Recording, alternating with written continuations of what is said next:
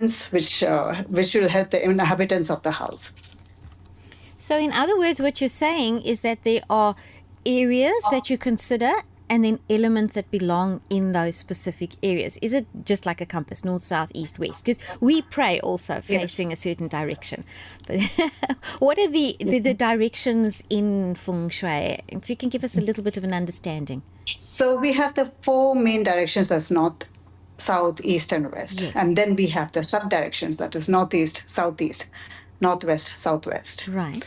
So we look basically from the sub-directions, because each direction has its own value, has its own importance. Like south is for fire, north is for water. Mm-hmm. Now, if you put water in the fire area, it is definitely going to harm you.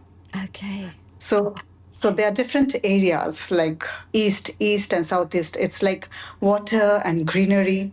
Mm-hmm. So if you want to improve your life, if you want to prosper, there are certain plants, if you plant them, it helps you.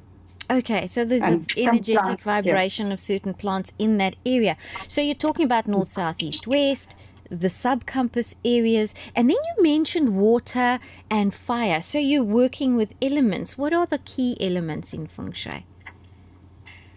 So the key elements in Feng Shui is the water, fire, metal, earth, and Okay. Alrighty. And then you mentioned colors. Are there any colors that are no-nos in the garden? So basically, like if you like red color flowers, they're basically to be placed in the south or southwest. Mm-hmm. But you can't place red color flowers in the north because red represents fire. Fire. Similarly, blue flowers, you can't place it in the south area or southwest area. Blue flowers, you can place it in the north, you can place it in the southeast, east. They're good for that. Okay, so blue is water then, and red is fire. Yes, blue is water. Okay, so then what happens to the others two? I think you said were wind and earth. What kind of colors would we look at for wind and earth? So wind is basically, it's not an element. We don't consider it as an element. It's just a flow of energy. Okay. Earth is brown, or you can go as a yellow. Mm-hmm. So earth is yellow and brown. For brown, you can have rocks or nice boulders, which are smooth or not very sharp, which doesn't hurt people. So if you want to increase the element of earth, you can either plant yellow flowers, or you can have nice boulders over there, which increases the earth energy in that area. Okay, this is all very, very interesting. I have to say, I don't know much about Feng Shui, and I hope I'm pronouncing that rightly, because sometimes I say Feng Shui, is it Feng Shui, how do you pronounce it? Feng Shui. Feng Shui. There we go, Feng Shui. Yes. So these colors. And then I read something about, in landscaping, some landscapers like to use mirrors in order to open up that space so that that space looks looks bigger. How does Feng Shui feel about mirrors in the garden? So basically, see, if you have a small garden mm-hmm. and you want to increase the size of the garden, you like your garden so much and you want to increase, but you have limited space, what do? Place a mirror strategically so it reflects the garden, so it doubles the size of the garden. Right. But don't place it too high, so it affects the birds, which may be disastrous. Or there shouldn't be direct sunlight, because when there's direct sunlight, definitely it will catch fire. So the mirror has to be in shade, which can reflect the good part of the garden. You don't want to see the rubbish. You don't want to see the dried leaves or anything. Mm-hmm. You don't want to reflect that, because that, again, has negative energy. Mm-hmm. So those are the key elements in terms of Feng Shui. The way I see it now, the picture in my mind that I'm getting is almost like you want to walk into the garden and you want to feel that there's this natural flow throughout the garden. Yes. So are we talking about more curved organic lines, or are we also incorporating very straight jagged areas in the garden? So basically the curved lines, they are the smooth lines, and it helps in the nice flow of energy. Mm-hmm. When you have straight lines, we call as the poison arrows, which is not good, or the drainage of energy. So if you have straight line coming out from the house and going out back, that means the energy from the house is going out of the house and is going out of your boundary wall and everywhere.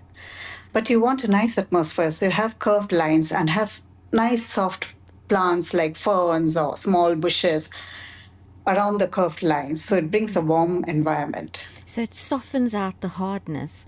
It must give you Yes. a greater sense of peacefulness and gentleness to not have that Yes. hard, clear lines. You spoke about ferns. Are there any types of plants that are preferred for feng shui? Like, you said the Yes. arrows. Do we want to avoid arrows? What do we want to do? You want to avoid the spikes. You want to avoid this cactus. Cactus, yes, cactus. They are succulent, Yes. and but without any thorns. So if you really love cactus and you can't do without it, don't buy cactus with thorns. It will affect because thorns give out poison arrows and it hurts. So there are succulents like the jade plant, which I will give as an example, and which and everybody can keep jade plants in front of your house or in front of, or next to the doorway. It brings luck. Those are succulent plants with good energy, so you can keep those. Ferns are good because they're soft in nature. So any soft ferns without any spikes is good.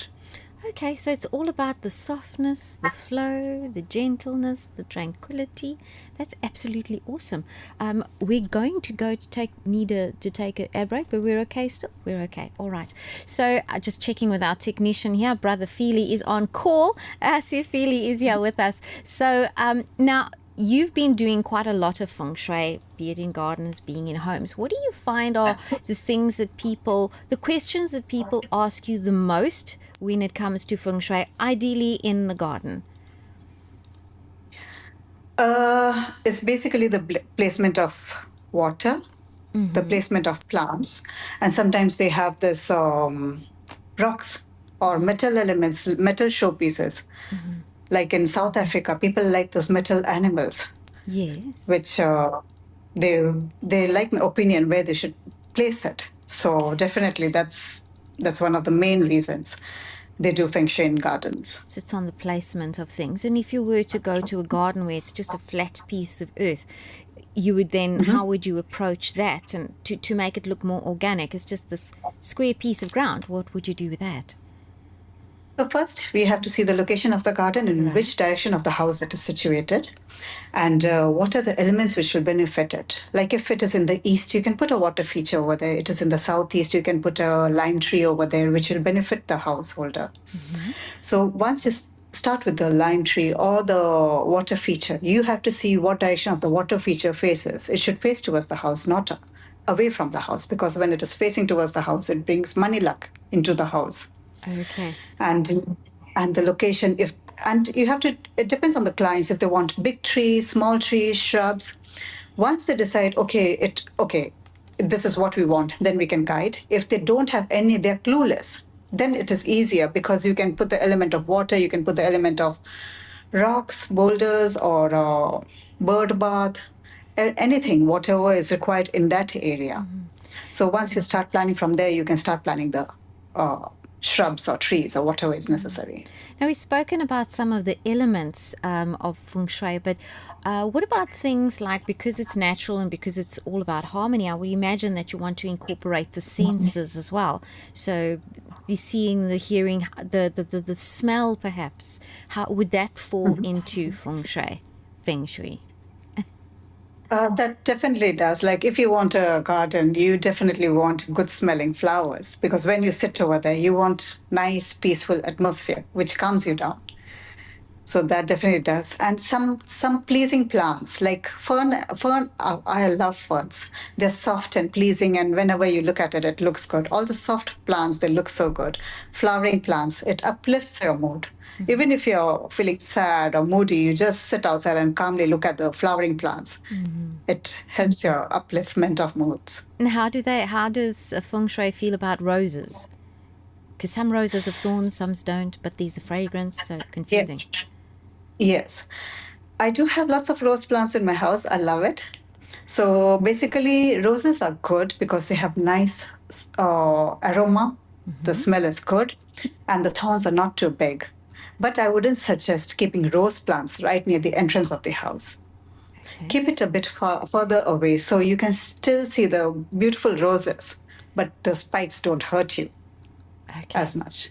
Wonderful. Well, Darshika, thank you so much for being with us on the show today. It's been great having you and hearing all of these things about you. Now, before we go to an ad break, if a listener wants to find you, they maybe want to find out a little bit more about how to feng shui their garden or their house, how would they reach you? They can reach me by my phone number. And I have my email address, which I can share. Yes, That's please, whatever you'd like to share. My phone number? That's fine. Please go ahead. 0733 490 992. There we go. So that's how you can get a hold of Darshika Apukatan for all of your feng shui requirements in your home or in your garden, if that is something that pleases you. So thank you once again for being with us. Folks, we are going to take an ad break and we will be back right after this and chat a little bit more about how it was for you listening to feng shui with Darshika. Thank you so much, Darshika. We'll speak after the show. Thank you. Bye-bye.